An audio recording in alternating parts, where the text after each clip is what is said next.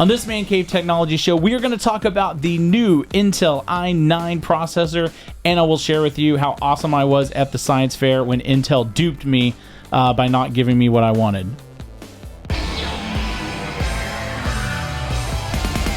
Welcome to this edition of Man Cave Technology. We got our new setup. Are you guys enjoying it? Yeah.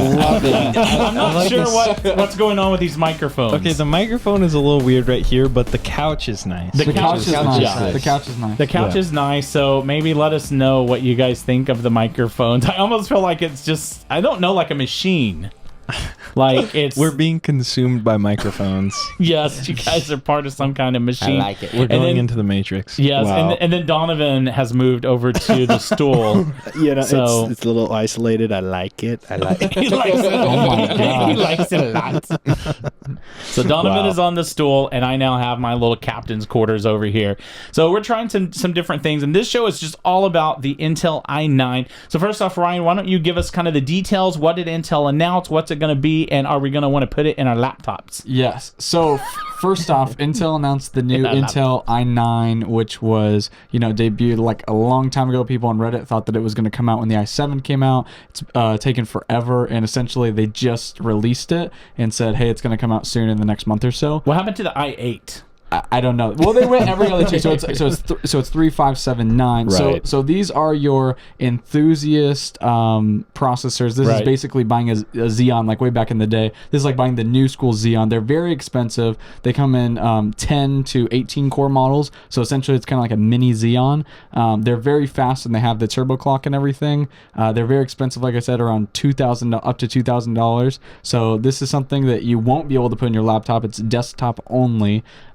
They run very hot, so Intel has actually made their own air and water cooler for it, so we'll have to be on the lookout for that. They're going to release more details for it, but yeah, I don't think I'm going to be putting in my desktop just because for the price of this processor, you can get two GTX 1080s and Right. literally be done with graphics for probably your life. Oh my goodness. So where do you see the advantage of this processor for what kind of people? Well, if you're doing, a lot of people don't do statistical modeling on the computer. A lot of engineering students do, or a lot of engineers do. If you're doing something that's very task and single oriented like that, then this thing is probably going to be a beast. If you want to put in a server, that would also be great. Basically, I basically want to see how this matches up to the Xeon, because the Xeon is kind of the big boy Right. enthusiast. Hey, I'm going to put two of these in a server. So if we maybe the i9 will be what the Xeon was for the last 10 years. Right. Sure, but there's also that intermediate tier between Xenon and i7, and that's the 6-core processors, which are the enhanced processors, as they call them. And so what they'll do is, every year they'll come out with their new architecture, and then the next year, when the new stuff comes out, they had then just released the 6-core for the previous generation. Yeah. But so is the i9 the replacement for this? I think that the i9 is for someone who's looking at the i7 and thinking, hey, I need hyper-threading, hey, I need all these cores. But they're attracted to the Xeon processor, but I don't think that they're willing to shell out the cash, nor trying to get the motherboard chipset. Which, by Right. the way, you have to get a new X299 motherboard chipset to even use this. So you don't just go buy the box and think Right, you can and throw it stick in it your in computer, somewhere. Right. because it will not work. Yeah. That's pretty standard, though. With new processor. new processors, new motherboards. Right. So yeah, I think this is aimed at someone who's either super enthusiast and has a ton of money to waste, or someone who really does a lot of stuff, like in MATLAB, or say you're doing something crazy in Excel, or just something that Well, you need to be done fast. Think about the new world that we live in, where you could have the following going on at the same time on a computer. One, I'm playing some kind of crazy video game while streaming it to Twitch, while doing virtual reality stuff, while maybe rendering a video. I don't know. You just got a lot of stuff, and even though a lot of that does get handed off to a video card, the actual processor is still responsible for a ton of stuff for everything. Right. and it's just gotta make it happen. Yeah. How many cores does this thing have? It has between 10 and 18, depending on which model you get. Oh, man. So basically, yeah, this thing is a beast compared to older Xeons. And even if you want a high-end Xeon now, it's going to cost you way more than $2,000. And it only works on server motherboards, which will not work with things like Right. Windows. And I was building a computer and looking, and that there was this kind of tension between going that route and then not having some of the things that I wanted on the motherboard that were more consumery.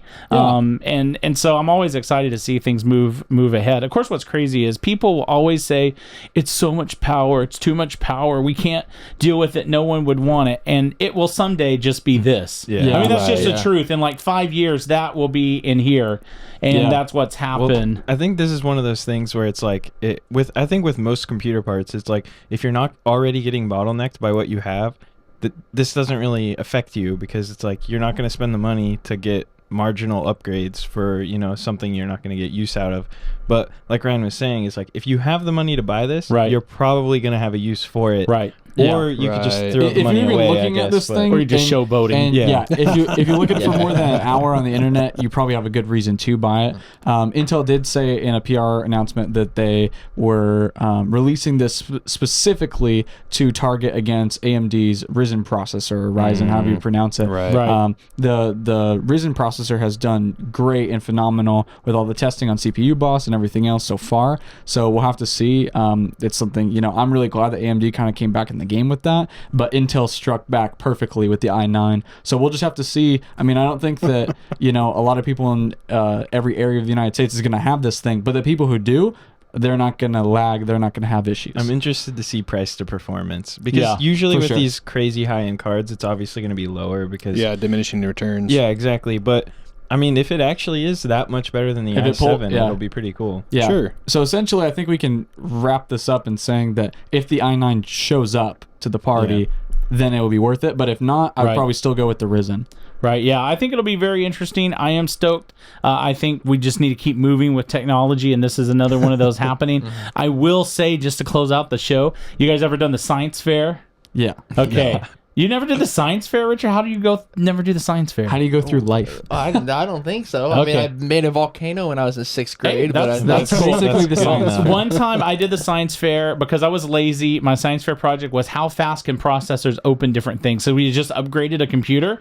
So I had yeah. 2 computers. So I would open Word. I would do all this. I ended up winning, which is kind of weird because it really wasn't that good. And I won the Intel Science Award. And they said you're going to get a new Pentium processor. And I received my award. And it turned out that it was a keychain with basically a dud Intel Pentium in it. And so Intel, if you watch this, please send me this new processor to make up for what you put me through when I was in high school. What if the So- i9 is an i7 in a 9 box? It could There be. you go. It could There you be. go. So thanks for change the watching letter. the show. Make sure to subscribe. That way you can keep up with us. You can click the little bell so that it will notify you. And if you're watching on Facebook, head over to youtube.com/mancave technology and subscribe to our channel. It would really help us out a bunch. So thanks for watching.